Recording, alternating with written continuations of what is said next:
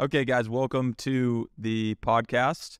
Today, we're doing a different episode because in the past several, I've been the one being interviewed, but today I'm the interviewer again, and we're sitting down with my creator, who is also an explorer, I would say, number one, an adventurer, an author now. He has a book coming out, and I think one of my biggest inspirations, this is my dad, John Moore. Welcome. No, no. Welcome to you. Yeah, okay. Welcome to my world. Welcome to your world. All right. This is gonna be a goofy one. Probably one of the wildest podcasts I imagine I've ever done. Because, Dad, you've lived a pretty wild life.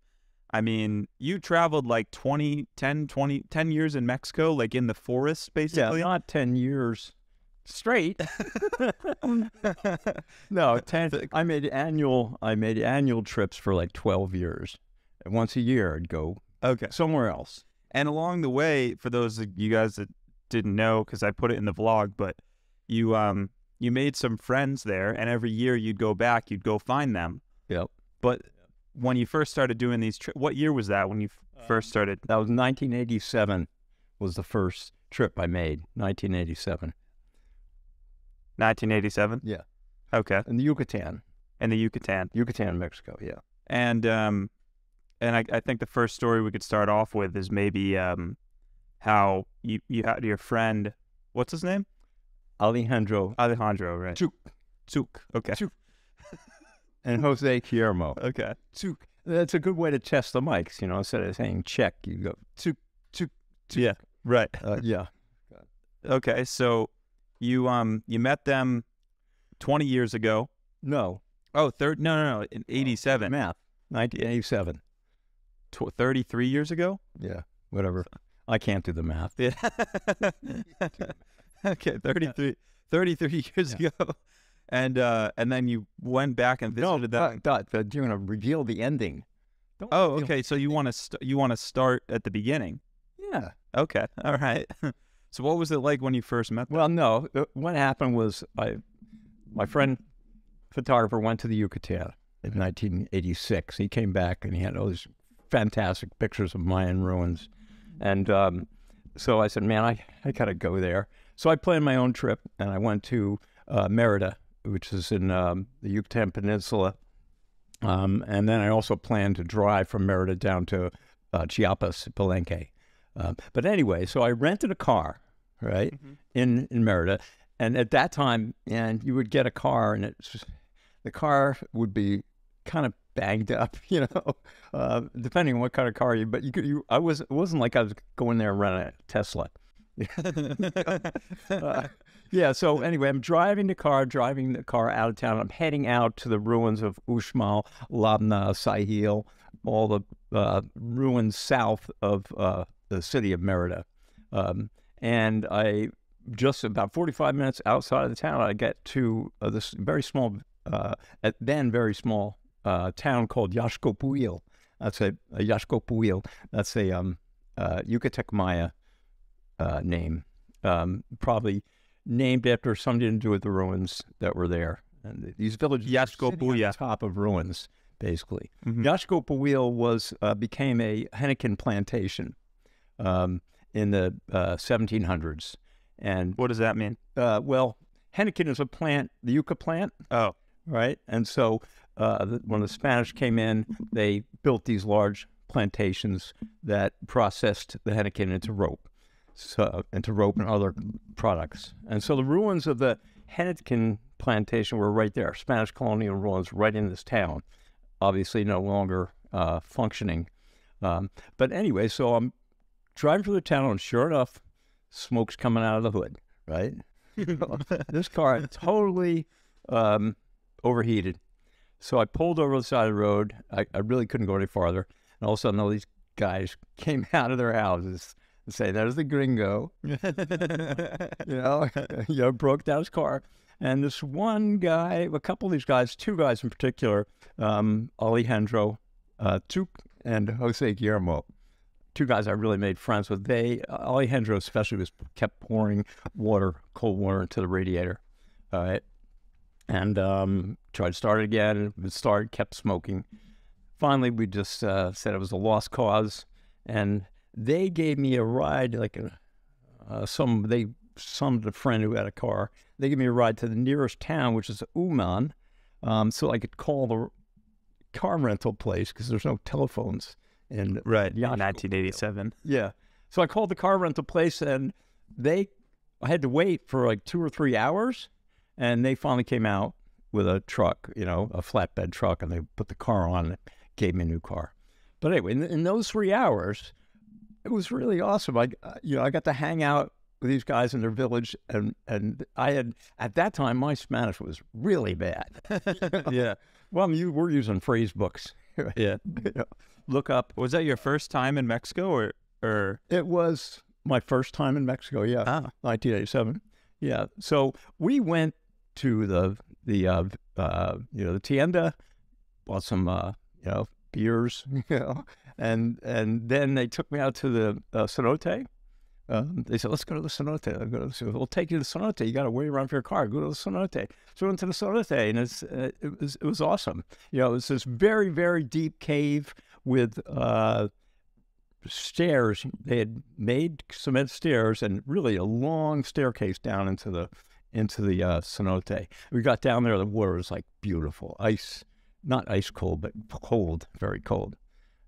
So anyway, to make a long story short, that was how you met Jose Guillermo. That's how I met Alejandro too. And when I got back, we got back to the village, still waiting for the car to arrive. I took a whole bunch of pictures of his family and all these guys by the car,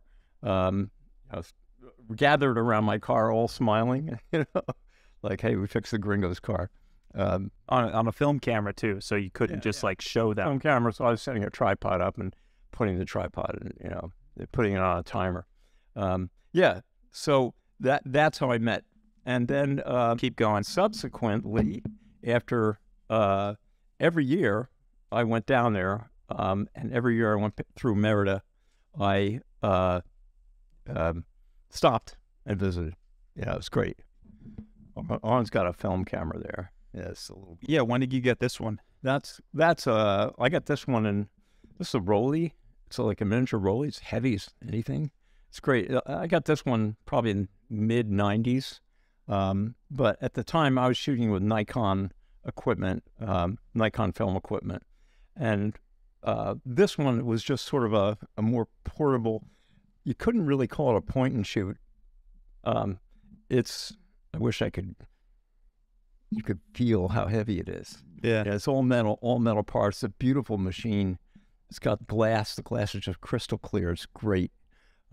So at the time, I was shooting film a lot, and I was saying this earlier that there's a difference between shooting with film and with digital.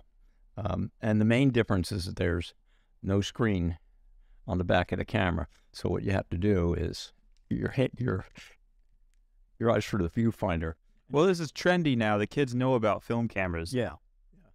Not only that, but they know about old vintage digital cameras too. Yeah. Yeah. So the main difference is that when you're focusing, when you're looking at the picture, you're framing the picture in the viewfinder. You're not looking at a screen. Yeah. So it becomes sort of a meditative experience. Because you're looking at the picture, you're one with the picture. There's no distractions. When you're looking at a screen, you can see everything else all around. And that's a lot, Dad, what your book's about kind of too, right? Like photography and meditation and... Right. Yeah. So when you were going down to Mexico, and also there were no phones, there were no cell phones, there wasn't email either. No. How did you keep in touch with Jose Guillermo and Alejandro when you went? I wrote letters. You had to write a letter. Wow. I wrote letters. And what I used to do is, I knew it was Yashko Buil, but at the time when I would, in the year between one of my trips down there, I'd write them letters, send them a picture or something, But the way that the letter got to them, since I only knew, they didn't really have an address, actually. They didn't have a street address. They're just living in a very simple home. made of sticks, made of wood, all wood. So what I would do in order for the letter to get to him is I'd paste a picture of him on the outside of the envelope, right? And I'd just put Alejandro, Yaxcoatl, Mexico. And sure enough, the pictures got to him because the next time I went down there, all these pictures that I'd sent were like, on the walls. That was like the first text message with picture. Yeah, you just put the picture of the person on the front of the page. So it would get to them, and once in a while I get a letter back.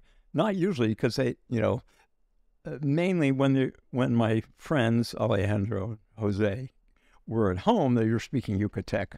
So, but they're absolutely fluid in Spanish. What's Yucatec? That's Yucatec, Spanish. Yeah, it's a Yucatec. It's a Maya. It's not Spanish. Language. Is it related to Spanish at all? No. It has nothing to do with Spanish. Nothing to do with Spanish. Huh.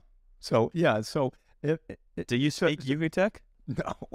I've started to learn a few words here and there. What does it sound? Does it sound like Spanish? It sounds like, well, the word for sun is like shining sun.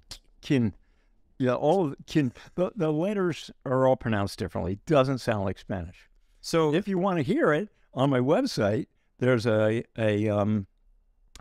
tape. It's a video that I made, edited, and my friend Alejandro is telling a story in Yucatec. And I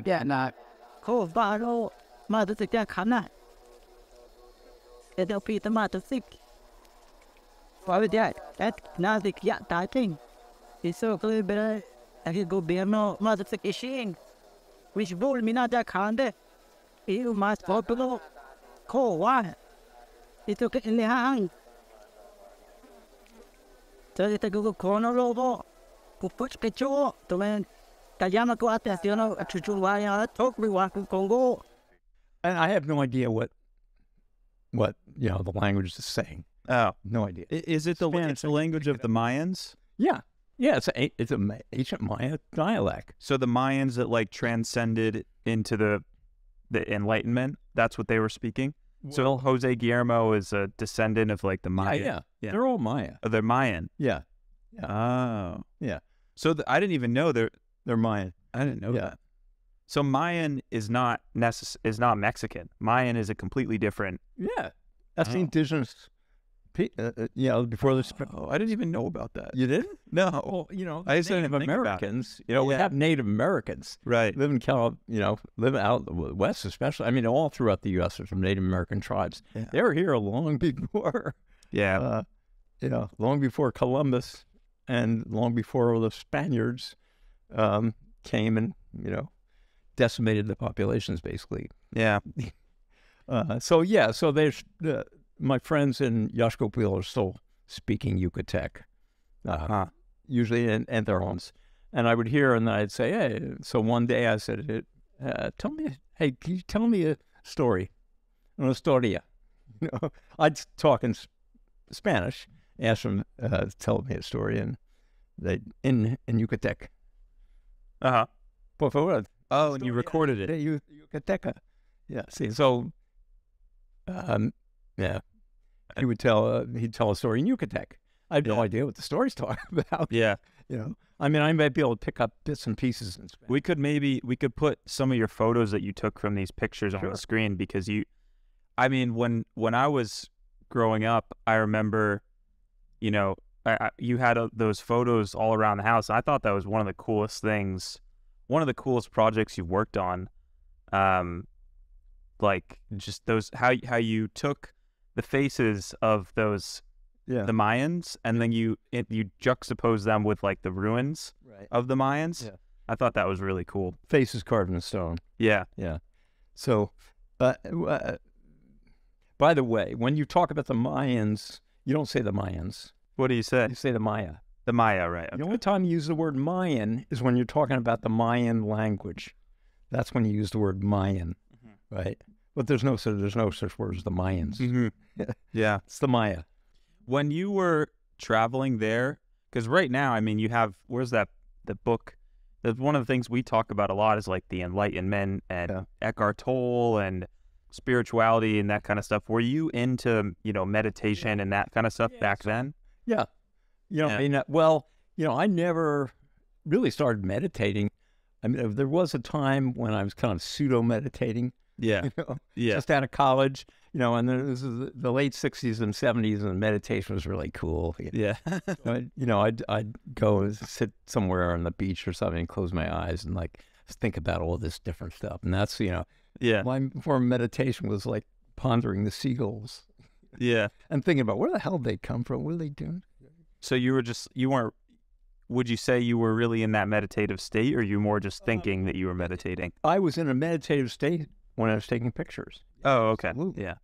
Absolutely. Yeah. But, in terms of all these ideas that are current ideas that we talk about enlightenment and all, I wasn't consciously thinking about that kind of stuff at that time. Okay. So you guys would keep letters back and forth, and then you just go back. And how long were these trips? Were they like a week, a month? Well, they're anywhere between, I think they're anywhere between 10 days, 17 days, 20 days, annually. But it built, going down there year after year, really, enabled me to have a lot of different kind of experiences and take a lot of pictures. Yeah. Yeah. So what I would do is if I'd go down 1 year, I'd take pictures of families, people I met, and then the next year I went down, I'd bring the pictures back down. Sometimes I'd try to mail them, but sometimes, I had no address, and sometimes I didn't even know the name of the town that I would visit, but I'd go back and I'd try to find the people that I had visited the previous year and bring pictures of them to their family and stuff. Which leads... Should I keep going with this? Yeah. Yeah. So on that very first trip, I ended up going to Palenque, Mexico, and that was really different than the Yucatan in that it was in the jungle. Yucatan is very, very dry peninsula, and but Palenque, you're into the Chiapas Mountains, and going to the ruins there is it's a really different experience. And also the carvings on stone are very, very clear and very, very recognizable. And that's when I started realizing that the Mayan, I shouldn't be saying Mayan. Maya people were still there. And a lot of tourists, not necessarily tourists, but people would always say, where did the Maya go? Where did they go? They didn't go anywhere. They're still there. Oh, and to see the faces, I started to see the faces of the Maya in the stones. Yeah, and remarkable the transition, not the transition, but the comparison, the perfect profile. Yeah, that would match a profile of stone. So as if they themselves were in the stone. There's a direct link between the Maya of today and their ancient ancestors. So what was that about? Just a little side story here, but like when the Mayas, transcended into enlightenment, and boy, I don't know if I could comment on that. I mean, I think to a certain extent, indigenous people are already in touch with this. Yeah, I don't need to go do a meditation video, or because they already have that inherent consciousness, for lack of a better word, in their being. Yeah. And so, because the people I visit, the friends I've made, live really, really simple lives. Their lives are about family, about cooking food, getting food, cooking food. There's a very religious aspect to their lives, but most of which were Catholic, but kind of a combination of Catholicism and ancient Maya belief. So, for example, the Virgin Mary in the Catholic Church is the moon, and God is the sun. And so there's this constant thinking and interaction about that, It's interesting. So I would make trip after trip, and every time I would go to Mexico or I got into Guatemala and Honduras, I would go to a different archaeological site. And so over the years, I ended up photographing over 30 different archaeological sites. And you can, if you're traveling in Yucatan or Chiapas or Guatemala, the ruins are everywhere. You're sitting on top of the ruins all the time. Yeah. Look at a map. There are thousands and thousands of archaeological sites. And the best ones are not the biggest ones. They're the smallest ones. There's just precious, beautiful museum type pieces of art just lying in the jungle at some of these really remote sites. One is called Yaxchilan, and that site is on the Usumacinta River that borders Guatemala and Chiapas, Mexico. So from Palenque, where I went on that first trip, you drive to a town called La Frontera and have to hire a boat to get to Yaxchilan. And so that's another set of people that I basically visited and made friends with 3 separate groups of people. The first I mentioned was in Yaxcopuil. The second was the caretakers at Yaxchilan. The caretaker was a guy named Manuel and his wife Maria, and Mama. They lived there, and I visited them 5 different times, taking a boat down to the Usumacinta River to Yaxchilan. And so I would go back year after the year and bring pictures to them too. And I just got to be really good friends with them because I was always joking around, and they started calling me Juanito, and I'd help them chase the chickens, slaughter them, and they'd cook chicken and beans for breakfast. Yeah. What do you want? There's no oh, it's breakfast time, we're going to have eggs and bacon. No. What do you want? How about chicken this morning? Yeah. So the meals were like, you never know what you're going to get. Yeah. And really fresh, beautifully fresh. He was growing his own corn, and beans, and the food was always fresh, directly from his little garden setup, and slaughtered chicken or whatever. Yeah. Bathing in the Usumacinta River and the ruins, going into the ruins at night. Man, technically you're not supposed to be going into the ruins at night, but one of the caretakers there, one of the workers, not Manuel, but this other guy named Mauro, he would say, all right, if you give me a few bucks, we'll go into the ruins at night. So my friend Bruce and I, on one of those trips, would go in to these ruins and set up our tripods and stuff and take pictures of these carvings. It's just really, really awesome. And yeah. And you're going through, to get into the site of Yaxchilan, you're going through this one temple. You have to go through a temple in like a tunnel, right? And you're walking through the tunnel, and we didn't know what to expect. And there's bats hanging on the wall. Yeah. And then when you come out of this temple, you come to this courtyard, and it's really some of the most beautiful things I've ever seen in my life, with moonlight on a courtyard and a Maya ruin on a river where there's no road to get to it. Yeah. And so we'd set up, and like I said, there were these masterpieces of antiquity, of Maya ruins, carvings, beautiful carvings with hieroglyphics, numerical systems. And so we would set our tripods up and photograph these ruins, these carvings in relief. And that's where I got to use some of the pictures in the name of the project I was working on was called Emergence Return. And it was like faces of a Maya in stone, combined in stone. So the faces of real Maya fading into carvings of ancient ancestors. It's pretty cool. Where do you think you got the desire to travel this way? I was when I was a little kid. Oh, really? Yeah, of course. Going out in the woods, or A little lower. or okay. Yeah, I mean, I grew up in New Jersey, but really a rural area of New Jersey back then in the 50s and 60s.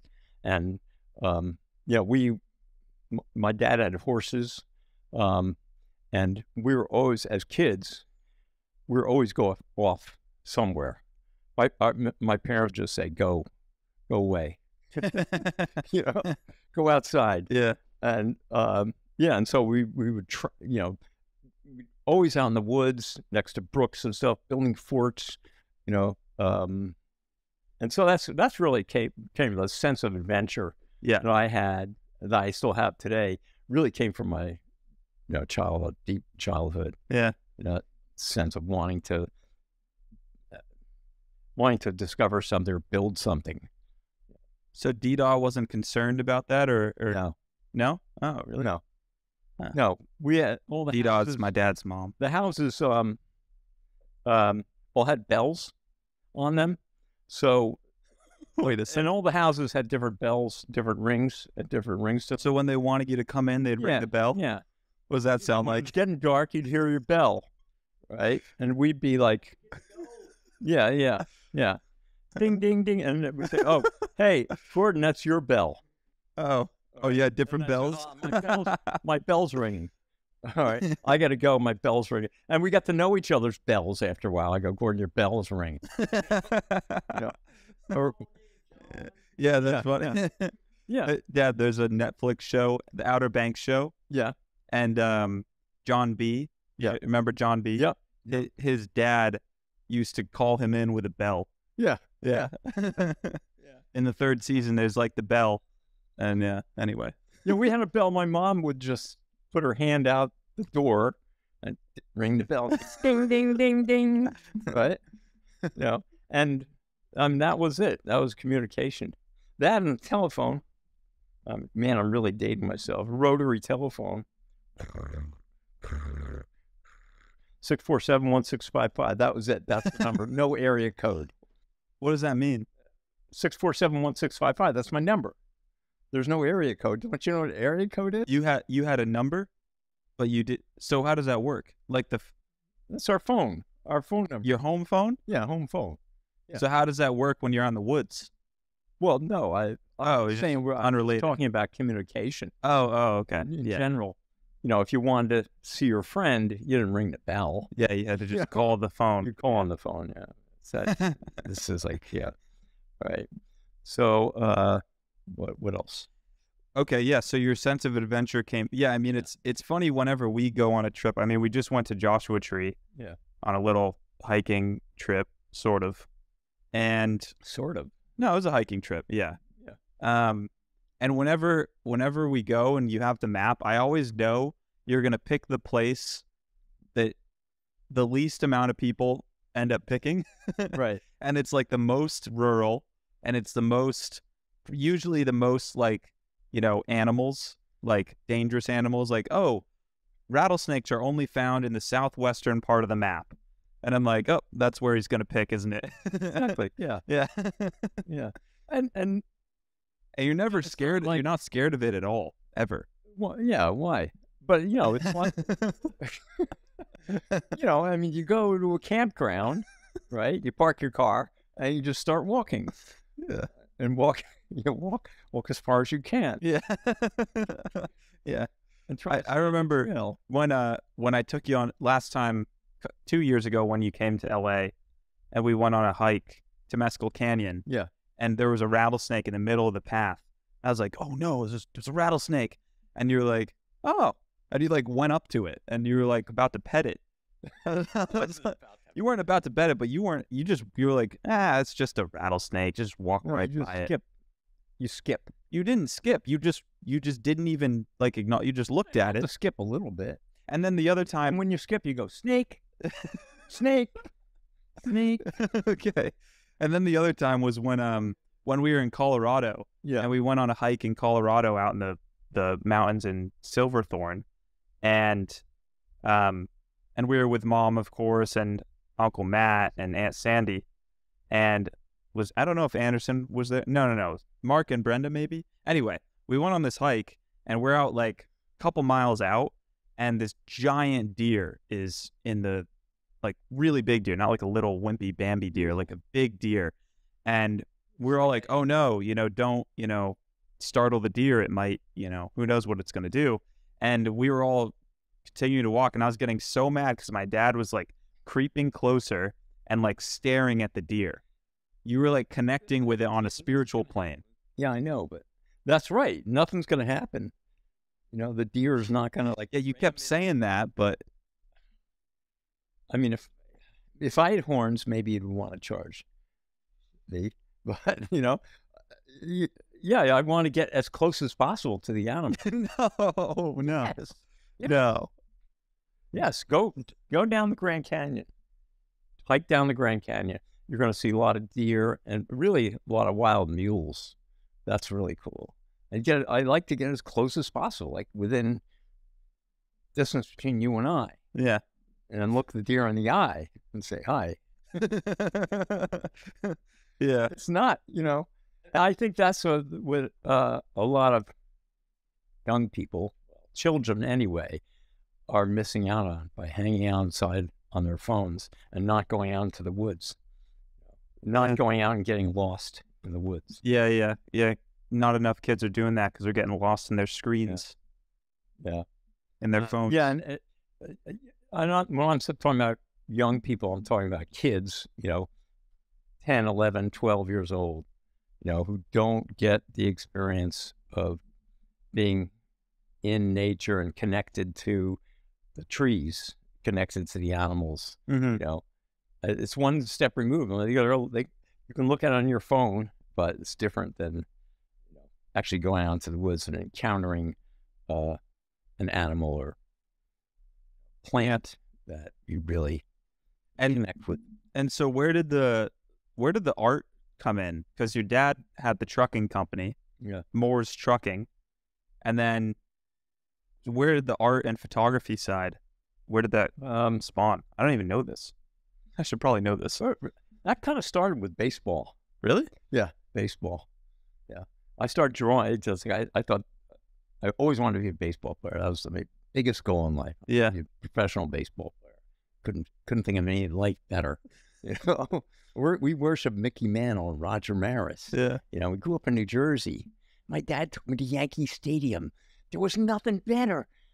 Tony Kubek got up, hit a high foul ball and landed right near the Yankee dugout. And my uncle John O'Keefe, grabbed that ball and gave it to me. Is that a movie quote, or is that just... No, I'm just talking the way we talked in New Jersey. Oh. Yeah. So anyway, so it started with baseball. John O'Keefe is your actual... To the art. Okay. I started making drawings of baseball players. Let's see how Babe Ruth leaping over the wall to catch Babe Ruth. Picture that. Oh, yeah. Right. And lots of drawings and posters and pictures. And then I got into Indians and history. One of my favorite subjects when I was in grade school was history. Really into like the Romans and always making drawings and pictures of these gladiators. And it's just, history was just the best subject for me. Couldn't do math at all, but history was good. Mm-hmm. Yeah, so that's where the art started, making posters and wanting to make drawings and drawings. And so all through out grade school and in high school, I took an art course in high school as a senior, a full-time art course, and I started copying Rembrandt drawings by Rembrandt, paintings, making drawings out of Rembrandt paintings.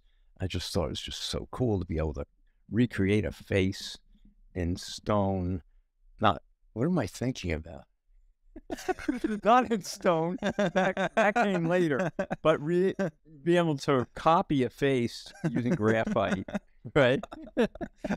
Yeah. You're thinking about the Maya stone. What? The Maya stone. The photos in this. Anyway. Yeah. That's where the art, and all throughout high school, I flunked math, I flunked science, right? My parents are so pissed. I just didn't want to do it. Yeah. And so I just got into history and English and the humanities, art. And then in college, I became an art major. Mm-hmm. And then, it just kept going.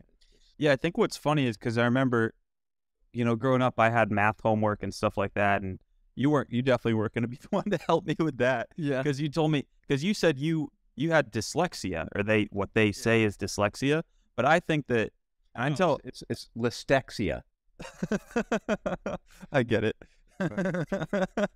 But I tell Chloe, because Chloe says she has OCD. And I'm like, you mean you're just really organized? Like dyslexia just means you just think differently, I think. No, it's actually, it's actually an advantage. Yeah, that's what I think. Creativity. Yeah. You're switching things around. Yeah. you and Mom would always making fun of me. Yeah. Always switching stuff around like that. Yeah, but it's a creative advantage. Yeah, it is. Yeah. You get to look at both sides. Both, you come up with like ideas and things that you say. They're like, did I really say that? Oh, that's pretty good. Yeah. Yeah. Yeah. Yeah. It's funny. Yeah. So that Dyslexia has always been an advantage. A great advantage to a creative life. Yeah. So back to the Maya. So you had the three tribes, the three tribes, groups of people, families. The three groups of friends in three different areas. Zook and Jose Guillermo. And then I told you about Manuel and Maria and the fresh food at their place in Yaxchilan. The third group of people is the Lacandon Maya. Mm-hmm. Right? Lacandon Maya actually speak a dialect of Yucatec. There are lots of different dialects of Maya that are spoken. And the Lacandon, even though they're in Chiapas, they speak a dialect of Yucatec. So I made friends, and if you want to look at Lacandon, do a search for them on, I do a Google search for them, Lacandon, Lacandon. They're the last, not the absolute last. I can't say that they're the absolute last, but they're one of the last groups of Maya, indigenous Maya, that have rejected Christianity. They keep these old beliefs. So Naha has been it's a small village. There are two villages in the Lacandon area in the Chiapas rainforest. And one is Naha and the other is La Caja.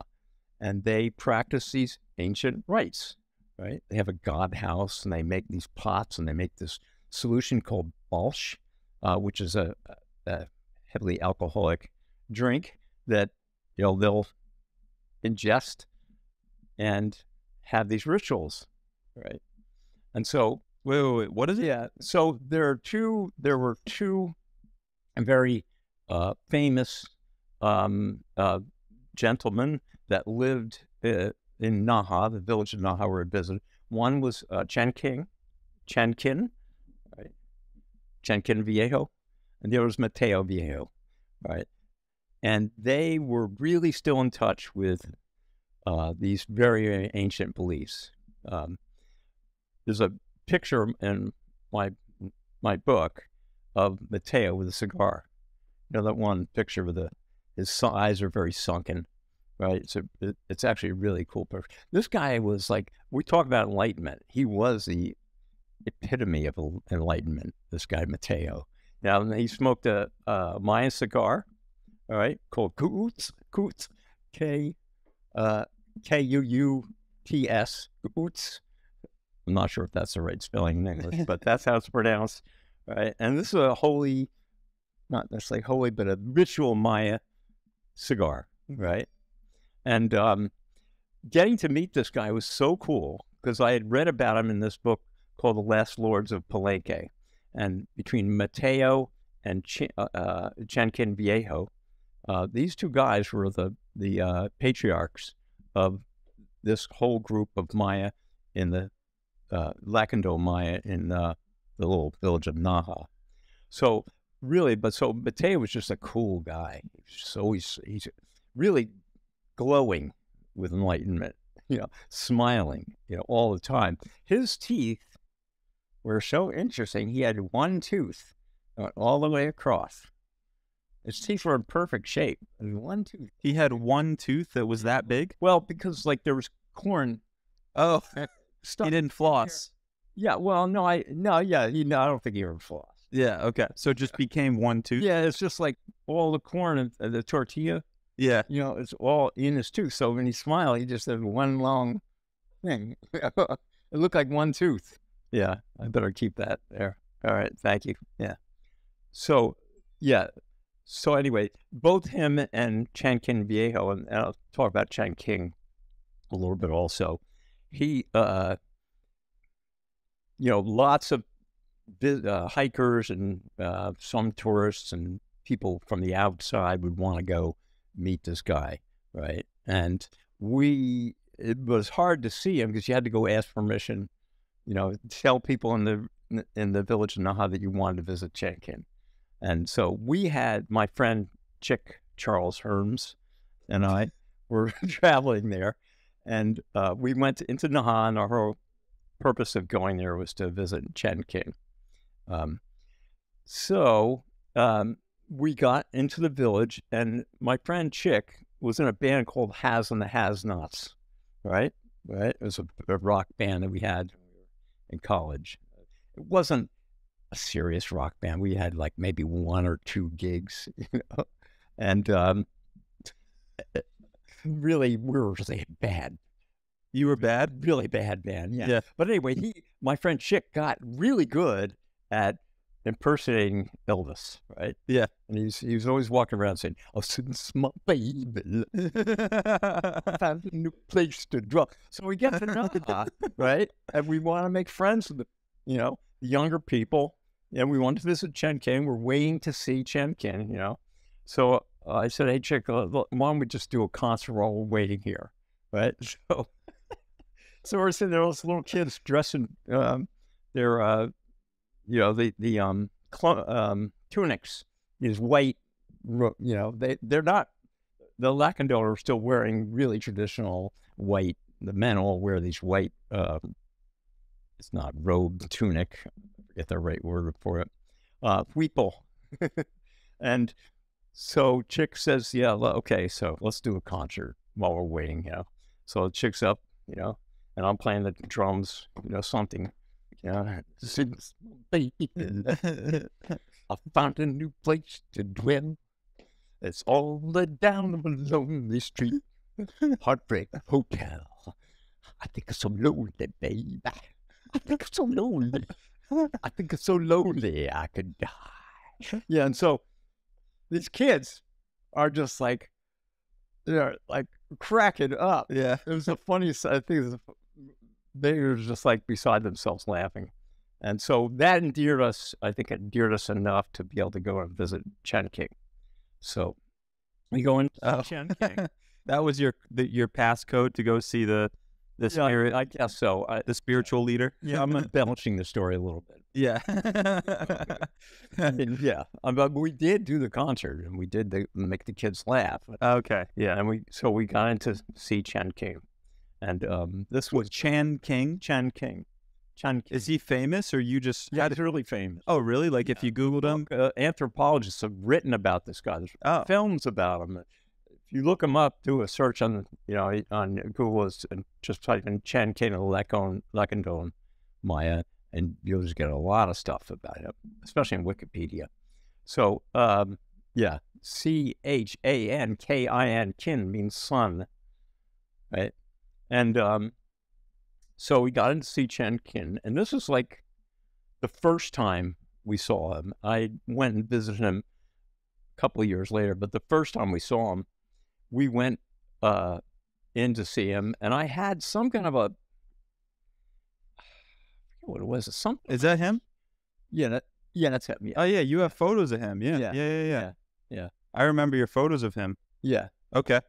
So I had some kind of a toy.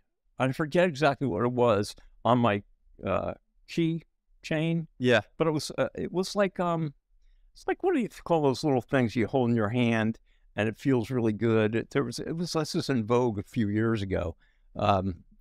It's like I had, in any case, I had some kind of device. I gave it to him, and he was just like really was into this thing, you know. And it was like he had this in his hand, and he's playing with it, and it's just like a squeezy toy or something. So we asked him a lot of questions in Maya, in Spanish, and you know they translated into Maya, but he spoke Spanish too. So we asked him about the meaning of life and all this great stuff. Yeah.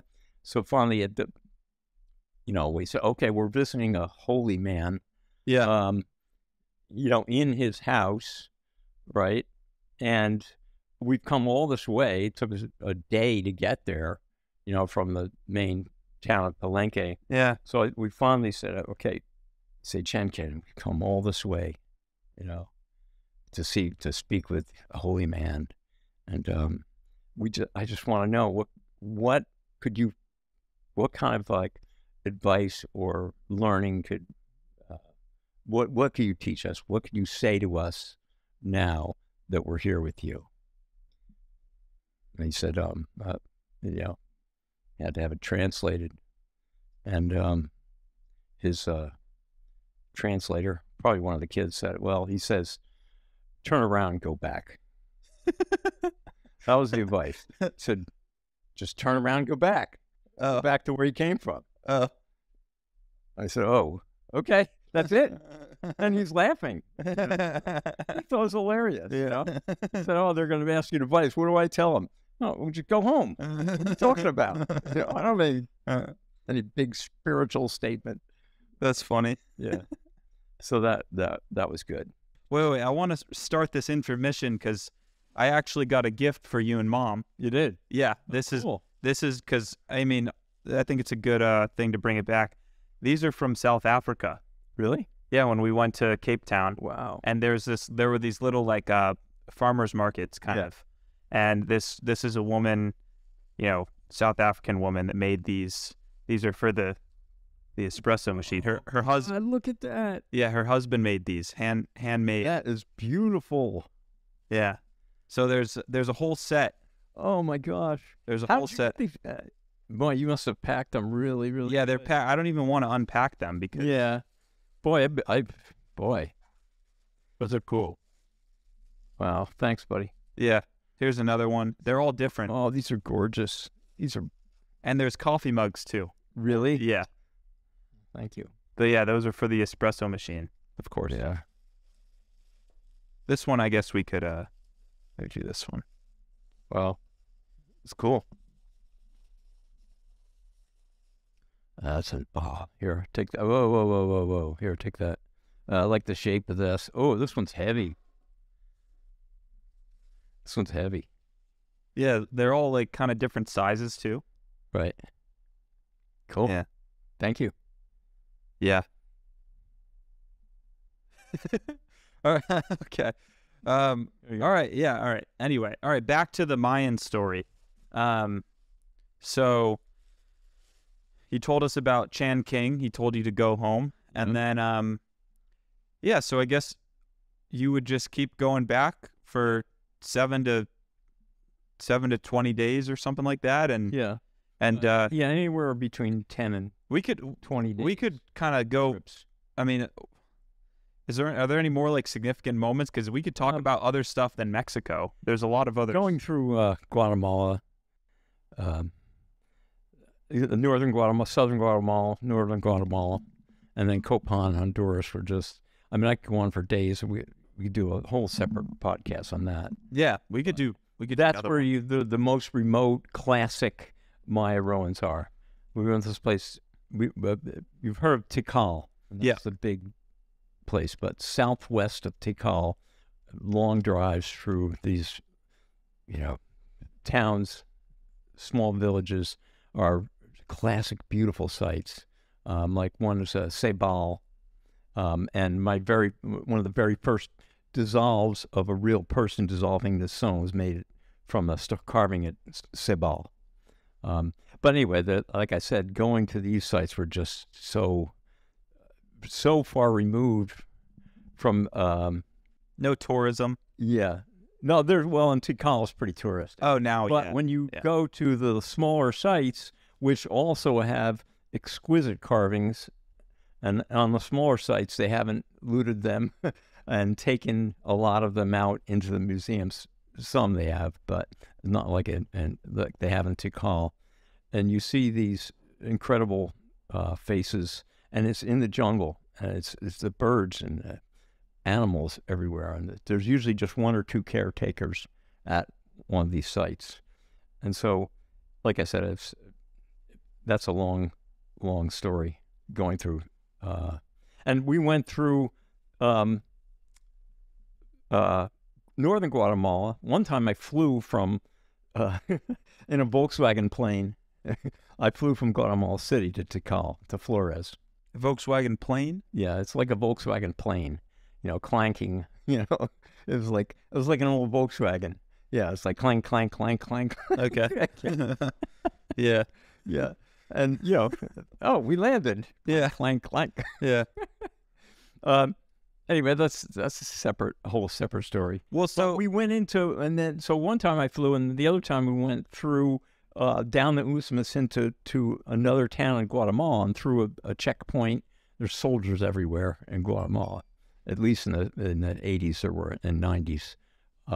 And through the checkpoint, and then another bus ride that took a whole day to get to Tikal. And then we went by river to get out of Guatemala and back into Mexico, by long river, to a town in Mexico called Tenosique. And anyway, that's a whole separate thing.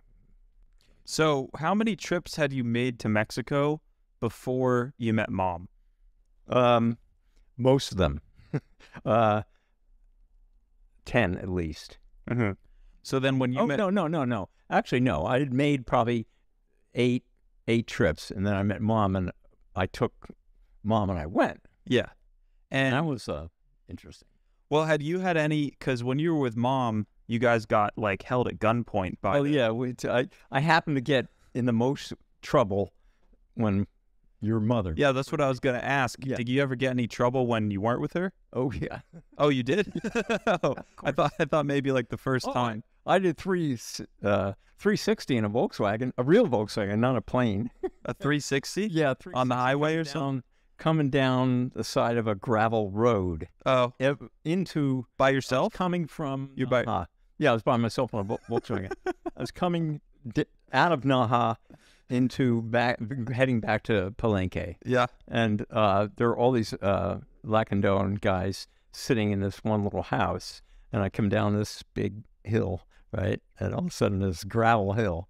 So I lose control of the car because I come around a curve, and the car went, Volkswagen going, on the gravel. Yeah, in the gravel. Uh-huh. And I did like a 180. I ended up backwards, like in a ditch. Yeah. Okay. And it was the most fun ride I ever had. It really was. And when I got out of the car, I went, woo! Hey! And the Lacandon those they were laughing. They thought that was the funniest thing. Oh, okay. Yeah. And so they gave me a spoon. What? Why? Why'd they give you a spoon? I said, that's a pretty cool spoon. It's a wooden spoon.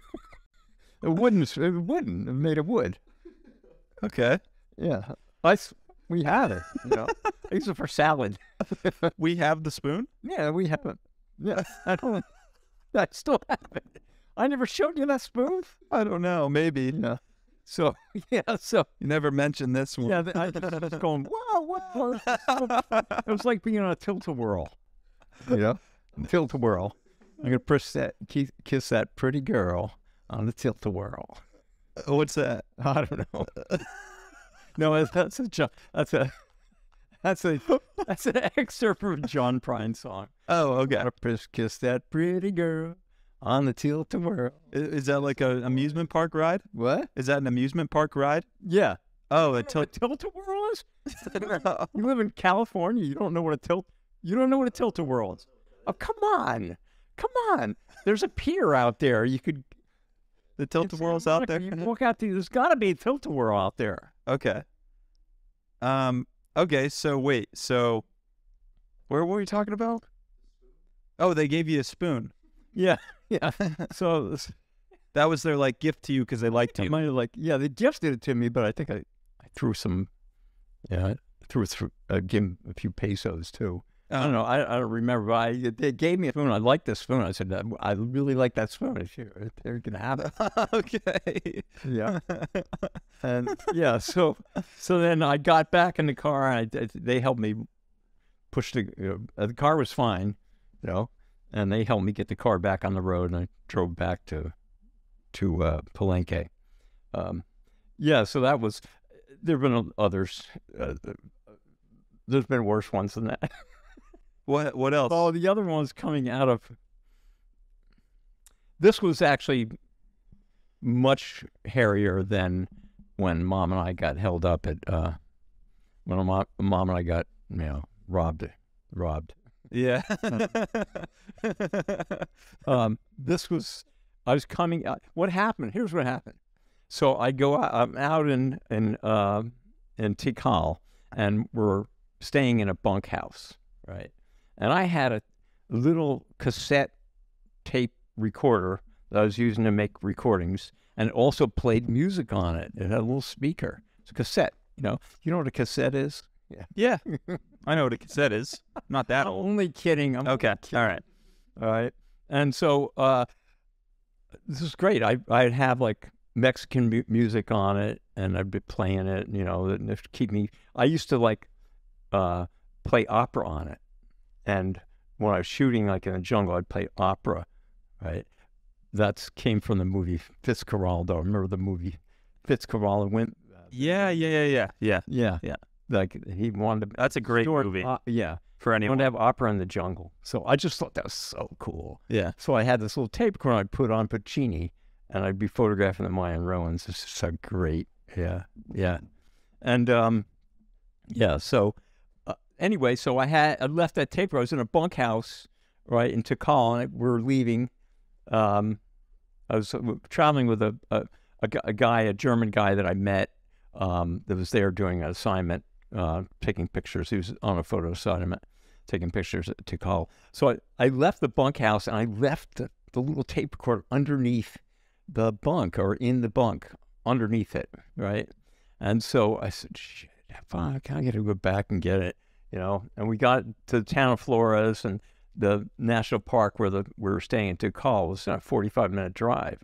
So I said, geez, I don't want to lose that. I have my tapes in it, and really need to go back and get it. And this is at midnight, close to midnight, or 10 or 11 o'clock at night. So I had to drive all the way back from Flores, 45 minutes back out there. I got to the bunkhouse.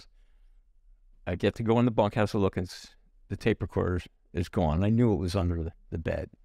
And so I asked the person, whoever was in charge of the bunkhouse, and they said, yeah, one of the girls found the tape recorder.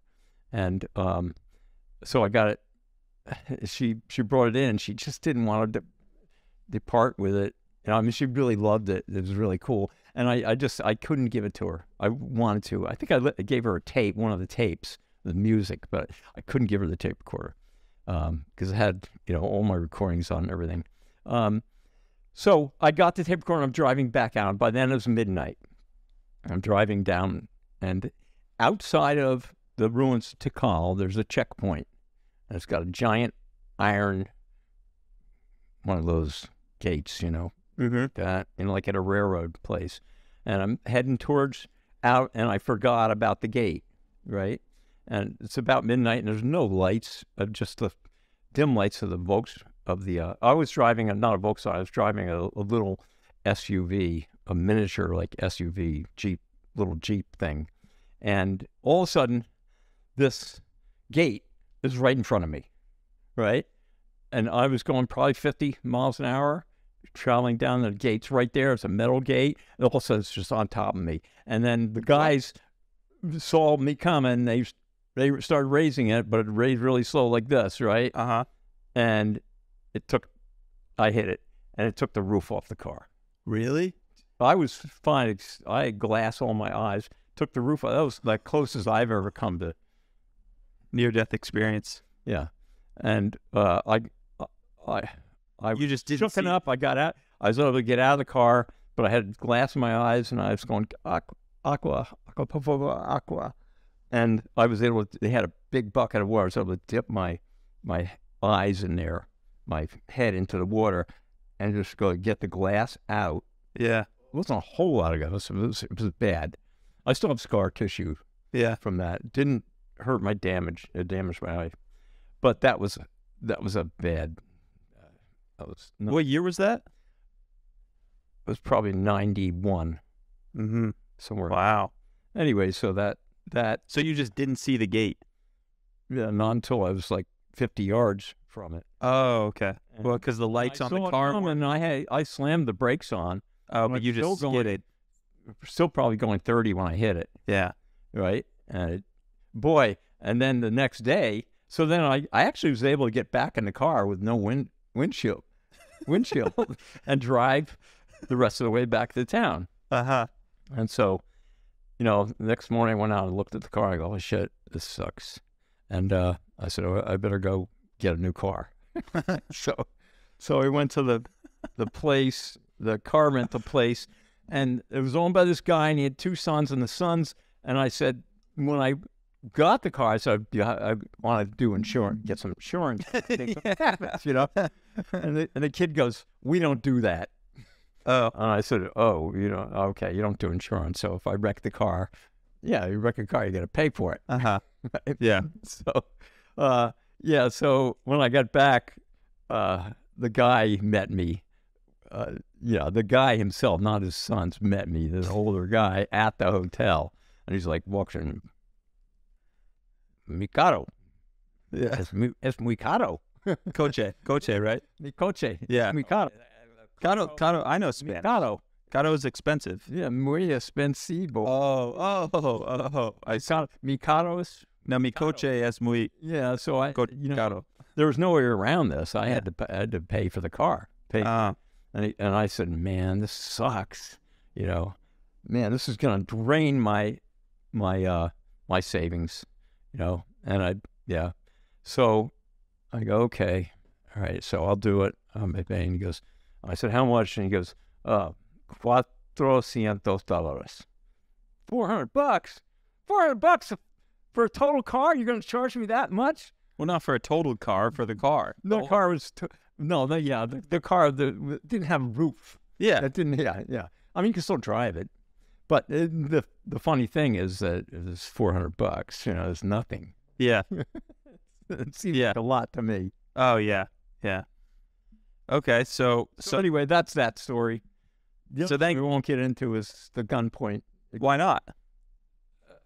All right, so I happened to you met mom. Get mom in these bad situations. But you know what? She attracted it.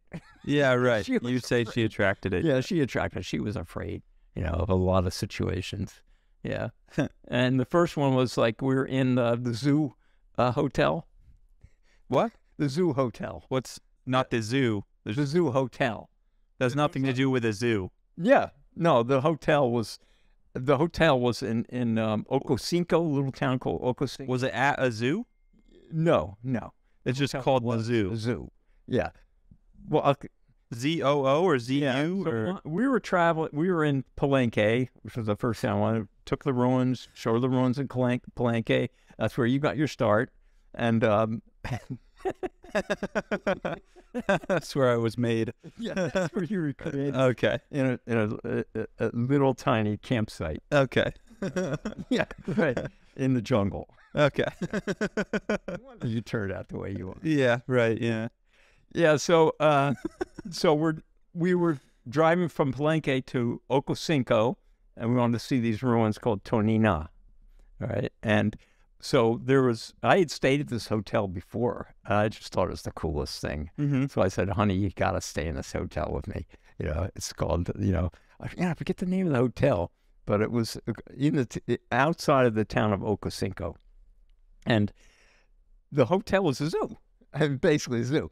Because you go into the rooms were all, metal door lock-up rooms, and outside of the room, there would be a pit with crocodiles crocodiles in it. And here are the snake exhibit. There's the snake exhibit. It wasn't really. I'm sure Mom loved this. Yeah. No, I had pictures of the crocodile. I mean, there was a crocodile in your room. There was a fence, Yeah. Crocodile. I think there was a fence. But the crocodile couldn't get, It couldn't get into the room because of the fence. No, because it was a metal door. Yeah. But And the snake couldn't climb over the fence. yeah, well, the snakes, I think, were. He just wouldn't bother you. Yeah, it wouldn't bother us. Yeah. Like gringo meat. Yeah, right. Yeah. So there'd be all these birds and different animals, like in these little pits, around the, by the hotel doors, and there are probably 10 rooms in this place. So the first morning we were there, I wanted to go up into the ruins or walk around the zoo and take pictures. I said, it's so cool, since there's a zoo, I got some good shots of crocodiles right up close. And so I left Mom in the hotel room, right? And I traveled off into somewhere in the woods or something, in the jungle. And when I come back, I think I forgot to lock the door. Because when I come back, there's this guy. Mom said, there's a guy in the room. I go, what? She goes, there was a guy in the room. Looking in the window, and then he was in the room, right? And I said, what? And I don't know if he's a caretaker or who he was. Yeah. And Mom didn't either. She just said, get out of here. Yeah. And he left. Yeah. So I complained, really got mad at the hotel proprietor. Yeah. I said, who's this guy walking in the room? Yeah. Just walking in the room like that. Yeah. Anyway, so I didn't know why he was in the room, but nothing really bad came up. Mom was kind of frightened. Yeah. So I said, all right, that's enough for this. We'll leave. We went up to the ruins that day. It was beautiful. Mom would sit there and sketch, but it was cool. She was cool about it. She would sketch. I'd take pictures, and I have some great shots of her in that site, and so I have good shots of the hotel too. I think somewhere. So I said, okay, that's enough. We'll stay here. We'll leave. We'll leave right away. And so we left and we drove up to San Cristobal's, a beautiful mountain town. All right, and just a wonderful place where you see all kinds of crafts and markets, and San Cristobal is just an exquisite place to visit. So we stayed there for a couple of nights in a Spanish colonial old hotel thing, and so then I had to get Mom back to the airport at the city called Villahermosa the next day, because I was going to go on to Yaxchilan to go see another group of my friends. And so we got packed up and went down, and San Cristobal was way up high. The altitude is probably 4,000 feet, 5,000 feet. And so we're driving back down. We come to a clearing, an overlook, right? And we're looking, it's like the clouds are below the mountains. The mountain peaks are sticking up out of the clouds. It was just one of the most amazing things I've ever seen. How many feet up? We were probably at maybe 5,000 feet, something like that, right? But the clouds were low-lying clouds, and they were low enough that the peaks were coming right through the clouds. I've never seen anything like it. Mm-hmm. It's beautiful, And there was a overlook, and there were a couple of people there, maybe 8 or 9 people there, a couple of cars, and people were out taking pictures. I said, let's go in. My mom immediately said, no, don't stop here, right? I said, come on, it's an amazing place. So I pulled in, regardless of what she said, and pulled the car over, and I said, I'm going to get out and take pictures. She said, I'm not getting out of this car, she said. And so I was just about to open the door. Oh, no, I got out of the car and went around to the trunk to get one of my cameras, and all of a sudden, these two guys dressed in army uniforms came up, and one guy was pointing a gun right in my face. And it was like a pistol, a silver pistol with a white handle. I'll never forget that. I can see the copper bullets, right? And yeah, dimmi la camera, you know, because I had the camera, one of my cameras in my hand. So here you go. You know? He grabbed the camera, and then I just got, while he was looking at the camera, I got back in the door, and his compadre, his other buddy, was holding up the other people at the place, had them all lined up and collecting their wallets and stuff.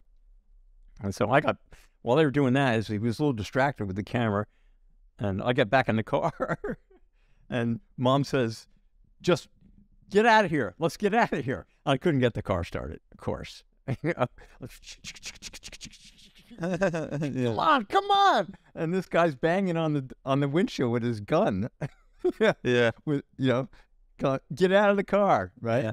And all of a sudden, a bus comes into the parking lot. It was like a tour bus, right? And there's probably a stop for the tourists to look at the view. And those guys, they hightailed out of there.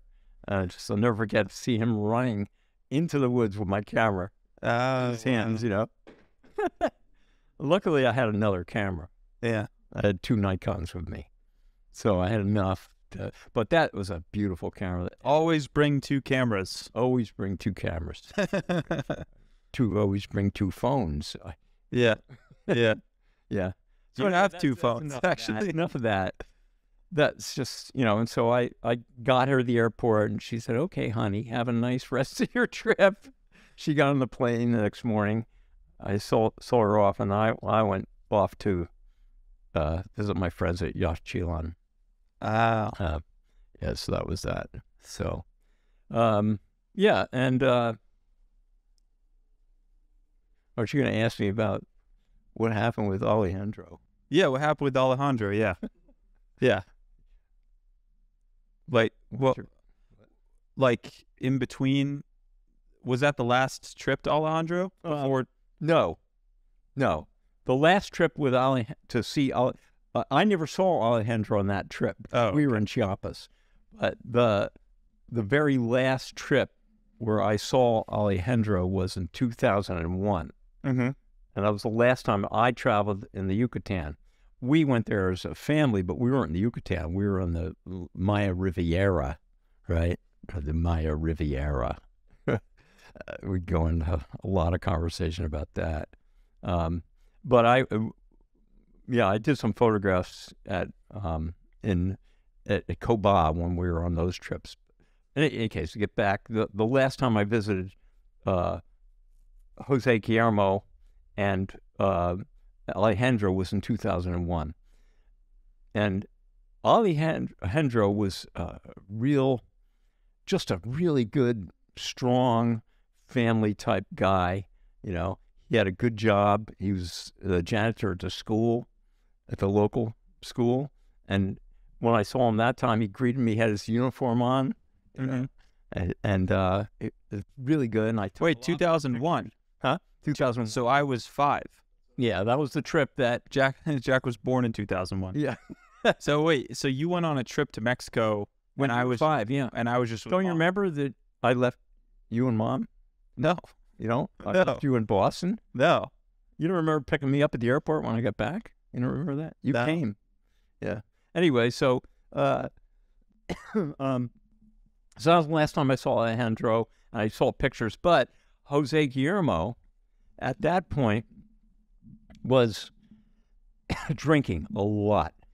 And he had been drinking a lot the previous trip, and I said to Alejandro, the Don Jose Guillermo, he said, it's baracho. Wait. We skipped some. Yeah. Well, this was 2001 or recently? Yeah, 2001. And the last time I visited him was probably in 2000 or, 1999, and already Jose was starting to drink a lot. Oh. So you went back. In fact, one time, one of those trips, the trip prior to 2001, we went to the cenote, and I felt kind of bad because I always buy a bunch of beer, before we went to the cenote, and I noticed that Jose was like pounding those beers, Yeah. and yeah. So, and we get to the cenote, and as I said, described earlier, this is the long steps that go down into the cenote, cement steps, very steep cement steps. I can only explain this by standing up. So Jose is at the top of the steps, all right, and he's looking like this, right? Yeah. And we're looking at him and say, Jose, just be careful, because he just went like this, boom, like he wanted to fall, almost like he wanted to fall. And I watched him tumble down these steps, these cement steps, like over and boom, boom, boom, boom, boom, right into the water, right? We get down there, pull him out, and Alejandro's really upset. Jose and Alejandro are cousins, right? First cousins. And he was upset, and he said, "Borracho," and I said, "What?" Turned out Jose was fine. He was fine? He was okay, yeah. He had all bruised up, but he didn't break any bones. What did you say? He's desperado? Huh? Borracho's drunk. He's a drunk. Oh, he's a drunk now. He's like the town drunk. Oh. And we got him back to the hotel that night. He sobered up, and we ended up like singing music, playing the guitar. His dad had a guitar. Yeah. And his dad was playing the music, and he was okay. But that was like a real red flag. And then the next time I saw him in 2021, Jose Guillermo was really drunk. I mean, I didn't even see him. I said, "Where's Jose?" It's Borracho. I think I saw him and I have pictures of him drunk. Yeah. Yeah. It's just really sad. It's kind of bummer. And so that was the last time I saw him. I took the pictures of family and everything, and went back to flew back home. All right, and then it was 20 years, and I hadn't seen him. And we made some trips to the Maya, to Tulum. 2 trips, I think, between that time in 2007 and 2011, and and I'd been there. So, I always wanted Mom to go back to Mexico with me. Yeah. And we've always been a little hesitant. Yeah. I wonder why. Why? Yeah. And so, but I said, yeah, but you've never been to Merida. Okay. You have to go to Merida. It's like, that's Merida actually is a big city, over 1 million people in the whole area of Merida. It's a beautiful, beautiful city. If you ever go to Mexico again, go to Merida. Get away from the Maya Riviera. So this was this year, 2022. Yeah. So finally I convinced her. I said, "You've never been to Merida. It's one of the most beautiful cities in Mexico, and it's also the safest, because it's out of the way, out of the path of the drug cartels." Okay. The drug cartels come up through Tulum. They go up through from Chetumal, from Central America, up through Tulum, but not up through the Yucatan, because there's no, there's no way to access to, keep there's no clear path to keep the drug trade going. So Merida's an incredibly beautiful city. You turn, every corner you turn, there's a painted wall that's been painted 100 times. And so the paint is peeling, and it's just such exquisite. And museums, and now there's like coffee shops. We went there, and there was like internet coffee shops. Just a cool place. Great restaurants, great food. So we stayed there, and then I decided, I said, "Listen, honey, you can come with me. I really want to go see my friends, Alejandro especially, right?" And I kind of suspected I wouldn't see Jose again, because the last time I had seen him in 2001, he was in pretty bad shape. And so we went on this trip last January, right? Mom and I did. We went to Merida. She could have stayed at the hotel, so beautiful. And she did, because there was a pool that was really nice, and walk around the city and everything. So we hired a driver to take me out to Yaxcoquil, right? And I hadn't seen them in 20 years. I kind of knew that. Do you have their number? Were you texting them that you were coming? No, they don't have no. No, I just went. But because I knew that they would still be there. And so the town had been rearranged a bit because there used to be the road, the main highway would go right through the town, right through Yashkopawil, and it wasn't a big highway, but now a lot of people are traveling, so they created a bypass, and you had to go into the village, take an exit to get into the village. And then we got there, we pulled into the village, and the driver dropped me off at the baseball field. Having a pickup baseball game on Sundays. This was on a Sunday, so I went past all the colonial ruins and into the village, which was the streets of the village, and I had to try to remember where they lived because everything had changed because of how they rerouted the road, and so I had pictures from 2001. Right, this is 22 years later, and so I went up to a family in one of their houses. They're outside of Sunday. They were making cooking or something, and I went and I said, "Estas Jose Guillermo y Alejandro Tuk," right? Mm-hmm. And they looked at the picture, and the people looked at the picture. That's Alejandro. Yeah, yeah. Sí. But es muy alto. Like, he's really old now, But that was him when he was a young man, because there's... Yeah, right. Here's 20 years, yeah. Yeah. So I said, ¿Dónde es la casa? La casa Alejandro.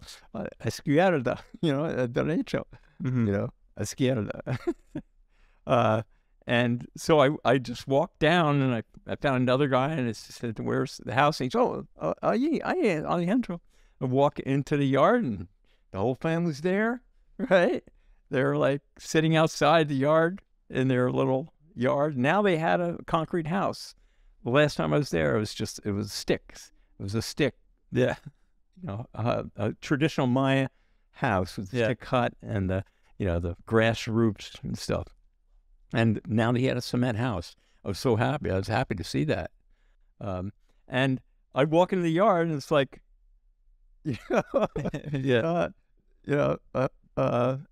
Alejandro's wife is like, what? Juanito es aquí, Juanito. Yeah. And I go in, and it's just like, it was so cool. I hadn't seen him in 20 years, and they were still there. And like, Alejandro was like, he had no teeth by then. Yeah. And he was like, I said, I can't believe it. I just gave him a big hug. And I took pictures of him. And we said Happy New Year. I made a little video of that. Happy Nuevo, Año Nuevo. Yeah. It was just really a precious moment, a great moment. And I gave the pictures. Oh, and I had taken pictures in 2001 and prior to that of the little kids. Right? Yeah. And now the little kids were big kids. Yeah. And I was showing them the pictures of the little kids. They go, oh, yeah. This girl, I forget her name, but yeah. What's her name again? I forget her name. But this is her, right? Yeah. And she's 22, right? Now she was 24. She was like a 2 or 3 year old at the time. Yeah. I was holding a baby. I have a picture of me holding a baby, and the baby's now a teenager. Yeah. Or older than a teenager. Yeah. Baby. And it was great. And so, to make a long story short, I said, is Jose Guillermo es muerto? Yeah.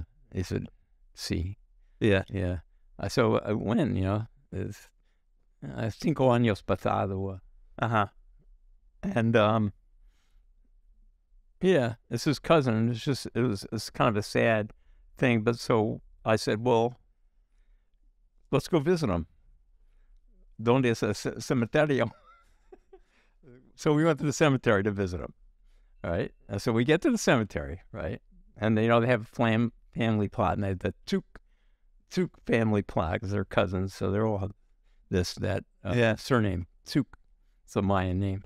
And so there's a family plot with the gravestones lined up, and I said, "That's pretty." I said, "Don, a case, a piedra de Jose." And he looks, he goes, "No say." He didn't know which one. No, I don't know which one it is. You know, it's one of them. Yeah. So I had to go up and touch each gravestone and go, you know, "Hola, Jose. Nadia es tranquila." You know, and then I kept pointing to the gravestone and saying, "How do you pronounce the name of Duke? I can never quite get it." You know, so yeah, maybe we'll have show a little video clip of Alejandro saying Duke, Duke, Duke, and I'm saying Duke. He's going Duke, Duke. Yeah. And so we got to visit Jose. Yeah. And then Alejandro led me around the village again and talked to his friends and take a few pictures. And I said, and then finally at the end of the day, the end of the afternoon, you know, I'd arranged to have the driver come pick us up again. And at the baseball field. And so the driver met Jose, and they talked a little bit. And then I just said, "Okay, I'll see you in another 20 years." Yeah. Yeah. And that was that. Yeah. But didn't you get like the Facebook of someone, or doesn't the girl have a Facebook? Yeah. Or? One of the girl, that little girl that was 3 years old, had a phone. Yeah. Okay. Right. And so she gave me her I'll be able to text her with pictures. Oh, good. Yeah. So that'll be good. Yeah. Okay. I think that wraps up the Mexico story. We could do a ton of these podcasts. Yeah. Maybe like one every 6 months probably, and just go back in different stories. But I don't know. What should we talk about next? I think we should talk about risk. Risk? Okay. Yeah. We can get philosophy. All right. Yeah. Risk and responsibility. Okay. And if you're not taking risks, you're not living. Yeah. Yeah, that's right. Whatever that is for you. It might be travel for some people. It might be like going into, you know, a jungle, or it might be driving a car too fast. I mean, that's risky. It's actually, I feel a lot less safe driving here in Malibu. Yeah. Than in the jungles. Malibu and in Los Angeles than I do walking in amongst snakes in the desert. Yeah. And let's talk about our trip. Let's talk about the Joshua Tree. The yurts. Yeah, we got all about risk. Is it? Yeah, pressing yourself. Yeah. You know, and you're protective of me. Yeah, well, when we go. Well, I'm thinking about so many things because well, so first of all, we got a yurt in Joshua Tree in the desert, and we went on some hikes up mountains, and I'm not really protective. It's just I'm thinking about there's a lot of rattlesnakes, but then also your hearing isn't the best. Yeah, it's not. So I'm worried that if I see like a rattlesnake and I say, Dad, there's a rattlesnake, that you're not going to hear me. No, I'll hear you. Yeah, but maybe it's like a mountain lion or something, or, you know, I don't know. And I'm yelling, and now I'm calling attention. So, you know, I'm trying to balance all these things in my head to, I don't know. But no, this is a good topic. This is a realization I had when we were on hike up the mountain, basically next to our yurt. And I was saying that all the fear that I was feeling, and like it's a really common saying in like the personal development, you know, book world and the bookshelf, they say like fear is the pathway to freedom. Right. But I was thinking that fear is like, remember we were walking down the mountain and I said, Dad, I think I found the secret to life. It's alchemy. And it's the alchemy. You should explain that a little more, because I'm not sure exactly what you're talking about. Well, when you're scared, you have a lot of energy. You know, like when you're in a situation where you're doing something dangerous, or you're afraid some animals or snakes are going to attack you, you're fully alert. Yeah. And You're alive. Yeah, and I mean, like, going on a trip like that and going into the woods or going into Mexico, like, you have some fear, real tangible fear. Yeah. But that's powerful and that's energy. And when you come back, you're usually really rejuvenated. Yeah. Because the fear is transformed. The fear is transformed because now you're out of the fear, but it was exhilarating in that it's like a lightning bolt of energy that shocks you, your whole body. And if you can control that and harness it intentionally into something else, it's like really, it's powerful. It's really powerful. Right. You could talk to when you went with Jan into Sequoia. Yeah. Yeah. And you were in a hammock at night and you're in bear country. Yeah. Yeah. Now how did you feel about I didn't sleep. Yeah. What? I didn't sleep. Yeah. Yeah. Well, we went out a couple years ago now. Yeah, 2 years ago. Was that 2 years ago? Yeah. Yeah, 2 years ago. We went to Sequoia National Forest. Jan, his friend, who's also like a pretty intense mountaineer traveler, he biked from the UK to Morocco. Yeah. Wow. Like he did a bike trip. Really? Yeah. Holy shit. And then he had some funny stories from that too. But because someone like stole his bike along the way, so he had to like go find a new bike. Oh my God.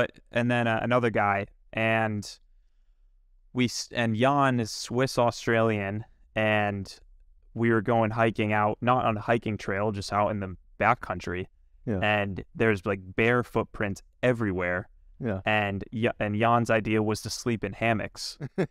And so we set up like hammocks and we're sleeping in. I'm like, this doesn't seem like a good idea. It feels like we're like roasting on, just perfectly asleep, roasting on fire. And then another thing that happened was that I thought I saw aliens because I was sitting in the tent and I looked up at the sky and I was like, what the hell is that? Yeah. And it was actually Elon Musk's Starlink. Oh, really? Yeah, he has it's Starlink. It's a string of satellites. It looks like a caterpillar of like satellites, and they supply Wi-Fi and like around. I've never seen that. Yeah, it's the weirdest thing. And I thought it was an alien, and I was like, that's where you would see an alien. Like I was also thinking in Joshua Tree we might see an alien. Yeah, because I feel like aliens always present themselves to people that are like ready for them to see. Yeah. And I was like, of course, like my dad and I would see an alien because we're in all this. Of course. Yeah. we saw an alien. What? Remember we were coming back and we saw that plane. We didn't know what it was. Oh, that was Jupiter though, wasn't it? Yeah, it turned out to be Jupiter. Maybe. Yeah, I think it did. But we were, for the longest time, we were saying, wait a minute, it's not moving. Yeah, well, it was like 9 p.m. and we were driving back from dinner. It was a Tesla station. We were charging the Tesla. Yeah. And we looked out the window and there was like a giant light in the sky, but it was really low. And we couldn't tell if it was like a telephone pole with a light on it or a star or a spaceship. We didn't know what it was. Yeah, but I think it was a Jupiter. I think it was Jupiter. Yeah, I'm quite certain it was. Because it was setting, it was a red, it had a red. When we go back to the year, it was setting, it was just over the mountain. Well, the only reason we even thought it was Jupiter though was because our phone, we had the stargazing app. Yeah. We put it up in the sky and we're like, oh, it matches up with Jupiter. Yeah.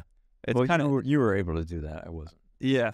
It's kind of funny thinking about like older civilizations and how they didn't, of course they would come up with like mythologies about things because you don't have an app to tell you, oh, that's Jupiter. They say, oh, that's, the god of the something. That's what the Maya did. Yeah. And the Egyptians, and it's just, Another There's thing. so much truth that. Yeah. Those advanced, it's so-called advanced situations, they had their own math systems. You said the other day, look at what the Egyptians are doing, what they did. Yeah. And I actually found like a course online about math and the kind of mathematical systems that the Egyptians developed. Yeah. Really highly advanced, right? That is advanced as any kind of technological thinking we have today. Yeah. Well, we were saying how like our society thinks that we're so smart with our phones and we have such advanced technology, but there's a possibility that like the Egyptians and the Mayans had even more advanced technology than we have today. Yeah. They didn't necessarily have the tools the same. They didn't have the same tools, so they fabricated their own tools. Maybe they did. Who knows? Any less advanced in terms of technology in a society and a culture than we are. Mm-hmm. They weren't any less. It wasn't like you go back in time. In fact, really the only and we get into this. The only belief systems that are less advanced are religious doctrines, right? Mm-hmm. Like, follow this and do these rules. Like, and I don't want to mention any for fear of, offending anyone, but religious systems that are human-made systems of thought and belief. Do this or else this will happen, right? Mm-hmm. Do this or else you'll burn in hell, right? And that's, in terms of advanced thinking, that's like way behind, I think. You think that's behind? Well, I kind of do. I mean, I guess it's sort of, I'm contradicting myself because, the ancient Maya or the ancient Egyptians would have rule systems like that, and they'd fabricate their own systems of gods and divinities. And I suppose, I could use, I guess I could use the word Christianity, but somehow, we talked about this a lot, that somehow religions got it wrong. Well, not religions. Religions didn't get it wrong. The people that are interpreting the religions got it wrong. Right. They're taking it too literally, and they're not reading through the lines and reading it somewhat metaphorically. Yeah. Like we were talking about how the crucifixion is about, it's not necessarily about like this guy that, like this historical story that you need to listen to. It's about like self-transformation and about killing the old version of yourself and becoming the new version of yourself. Right. I mean, that, there's obviously all different interpretations, and I don't want to say that one is even correct because they're all the thing about, I think a really interesting thing about religions is that actually because they're at different levels of consciousness, you interpret them differently. Mm-hmm. That they serve you at each level of your consciousness. Like they're perfectly made to serve. So someone who reads it 100% literally at that phase of their life, that's what they need. But then when they kind of reach a higher level of enlightenment, or they're in a, you open the book and it's like, oh, like I see it and read it differently, Mm-hmm. Yeah.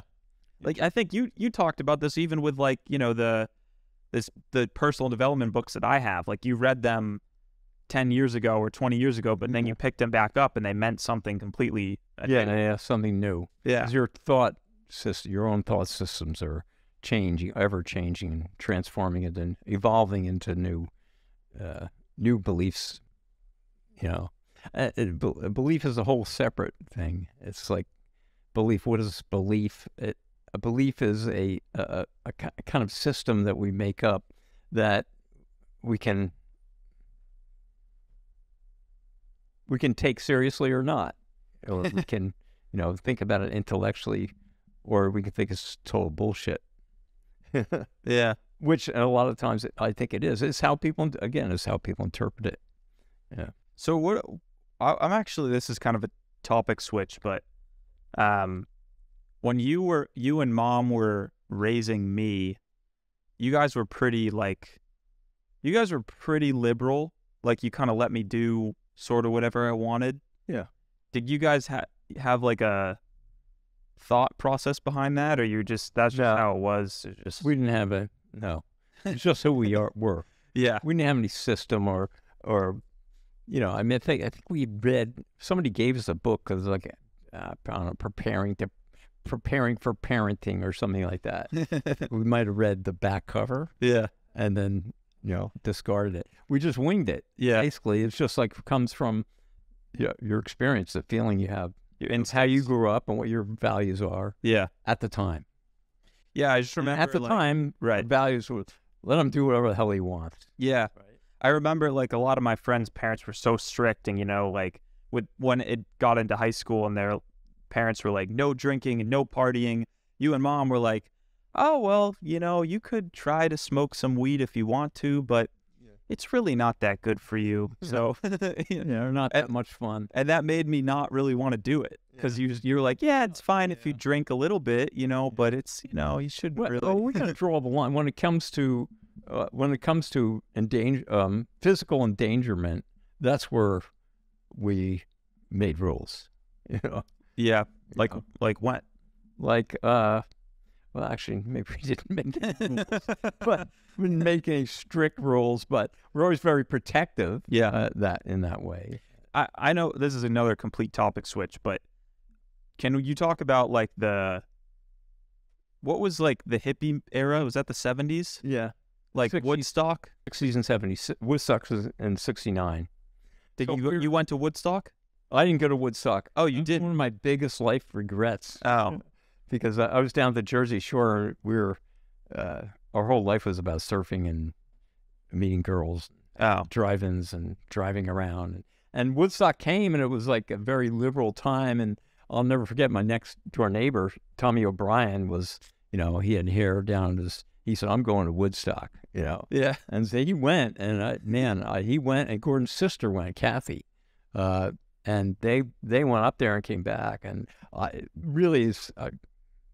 should have went. It was too comfortable at the beach. Yeah. Yeah. Too comfortable. Yeah. Yeah. You have a lot of good stories from the 70s or the 60s. Yeah. Yeah. Maybe Jersey Shore. Well, what if we'll put a pin in it here, okay, and we'll revisit that for the next podcast. Okay. Sounds good. But anyway, you have the book. Can people could pre-order it? We'll make a link for them to pre-order it. Yeah, I don't think you know how to set that up. Yeah. I'll set it up for you. Look on my website. I haven't set it up yet. I'll set it up. Ordering. I'll make a link for them to do that, because I don't think. So if you want to look at the prototype, it's a prototype for the book. The name of the book is Interval, and you go to my website, jmore-photo.com. That's the website. I'll put it in the link below so they can check it out. And they could pre-order like a coffee. It's like a coffee table book, right? Yeah, it is a coffee table book. But let me, I'm working to get it published. I mean, I can get it published and sent out, but it's not. I haven't gotten a publishing contract, so I don't have it in quantity. It's print. It's look and print. Yeah, thing. And it's it's going to be rather it'll be pricey. Yeah, right. Explain it. Yeah, coffee table books are not cheap. Pricey. Yeah. But anyway, there's a PDF on the site. The name of the book is Interval, so it's jmore-photo.com. And then also, my Instagram. Look at my Instagram. At John Moore Photo. JON Photo. Yeah, that's it. John Moore Photo. All right. Yeah. Anything else you want to talk about today? Any notes you made? Well, I'd love to get into talking about Gordon and Vince. Maybe I'll give you a little preview of the next podcast. Okay. So, Gordon and Vince and I used to go to drive into Staten Island. Who are Gordon and Vince? Me and Gordon and Vince. Who are they? Oh, Gordon and Vince are my two best friends from high school. Stay in touch with your friends from high school. My best friends are my friends from high school. Anyway, so because it's the memory, the memories we had, the stuff we did, is a bonding thing. Yeah. Spending a night in jail with Gordon was one of the most precious. You want to tell that story? Experiences in my life. Yeah. Yeah. I was terrified. Yeah. Man. Anyway, so just a little bit of a preview.